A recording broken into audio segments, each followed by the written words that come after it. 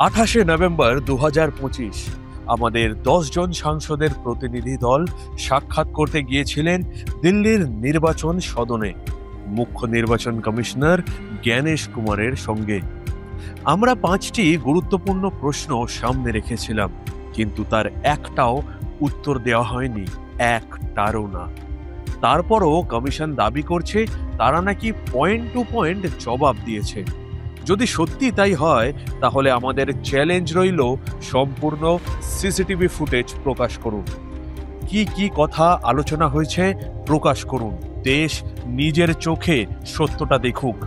আমরা একটা কথা স্পষ্ট করে বলে দিই, আপনার যত দিন লাগুক নিন, আমাদের সমস্যা নেই, কিন্তু 5টি প্রশ্নের জবাব তথ্য দিয়ে দিতে হবে, গাল গল্প দিয়ে নয়।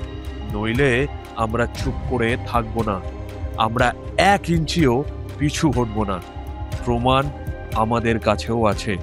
জ্ঞানেশ কুমার, আপনার সময় শুরু হয়ে গেছে।